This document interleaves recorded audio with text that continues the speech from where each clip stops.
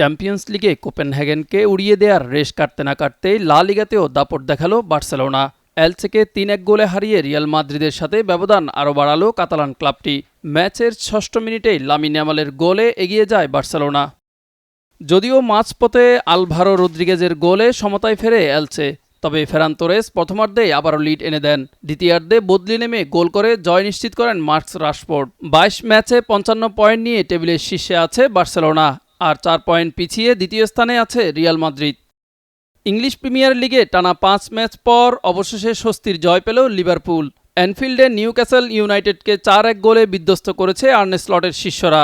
শুরুতে পিছিয়ে পড়লেও হুগো একিতিকের জোড়া গোলে বিরতির আগেই ম্যাচে ফিরে অলরেডরা।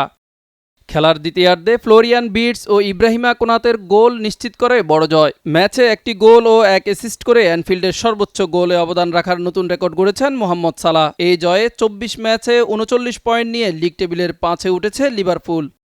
স্টামফোর্ড ব্রিজে নাটকীয় প্রত্যাবর্তনের গল্প লিখেছে চেলসি। প্রথমার্ধেই ২ গোল হজম করেও ১০ জনের ওয়েস্ট হামকে ৩-২ গোলের ব্যবধানে হারিয়েছে ব্লুজরা। জারড বোয়েন ও সামারভিল্লের গোলে বিরতিতে এগিয়েছিল অতিথিরা। তবে খেলার দ্বিতীয়ার্ধে চিত্র পাল্টে দেন জোয়াও পেদ্রো ও মার্ক কুকুরেয়া।